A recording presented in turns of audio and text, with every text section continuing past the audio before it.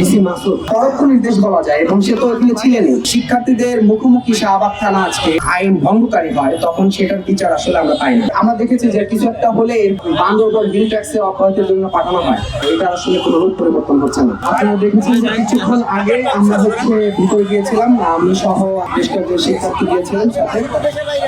মূলত গতকালকের যে ঘটনা, সেই ঘটনা নিয়েই আলোচনা হয়েছে। এই ঘটনার সাথে যে জড়িত এবং এই ঘটনার যে ওখানে যে প্রত্যক্ষভাবে ছিলেন যে ডিসি মাসুদ, উনি থাকা অবস্থায় পরোক্ষ নির্দেশ বলা যায়, এবং সে তো এখানে ছিলেনই। তার থাকাকালীন আমাদের উপরে এইভাবে কোনো প্রমাণ ছাড়া, দোষী সাব্যস্ত করা ছাড়া আমাদের উপর যে আক্রমণ, সেটার বিরুদ্ধে তদন্তের আমরা কথা বলেছি এবং তারা বলেছে তদন্ত করবে। কিন্তু আমরা এও জানি যে সাম্য হত্যাকাণ্ড থেকে শুরু করে বিভিন্ন যে বিচারহীনতার যে একটা সংস্কৃতি তৈরি হচ্ছে, একটা ঘটনা ঘটে যাওয়ার পর তারা আসলে তদন্ত করার কথা বলে, কিন্তু এর পরবর্তী সময় দেখা যায় যে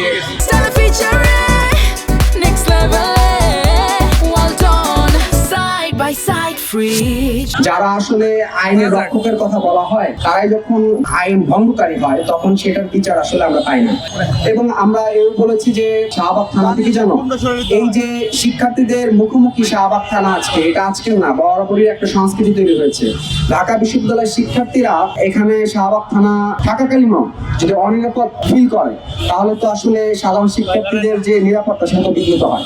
তো সেই জায়গা থেকে আমরা চেয়েছিলাম আমাদের যে মিডিয়ার সামনে যেভাবে নিয়ে আসা হয়েছে, তারাও মিডিয়ার সামনে এইভাবে সকলের সামনে বার্তাটা পৌঁছাক, যে আসলে নানাজন তো নানাভাবে এটা ভুল বোঝাবুঝি করছে যে আসলে কেন কি হয়েছে। তারা একটা বিস্তারিত একটা ঘটনা, তারা শাহবাগ থানা কর্তৃপক্ষ থেকে এটার ক্ষমা চেয়ে আমরা বলেছিলাম একটা পদক্ষেপ নিতে। জানি না তারা আসলে কতটুকু নেবেন, এটা আসলে পরবর্তী দেখার বিষয়।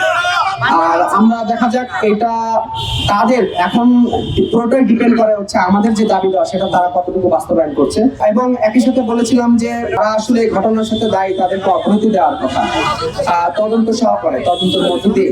কিন্তু এরও মনে করি যে আসলে এরকম অব্যাহতি দিয়ে আমরা দেখেছি যে কিছু একটা হলে বান্দরবান হিল ট্যাক্সে অব্যাহতির জন্য পাঠানো হয়। অর্থাৎ এই যে শাসন চক্র, এটা বারবার এরকম একটা চক্রমান পর্যায়ে, এটা আসলে কোনো রূপ পরিবর্তন হচ্ছে না।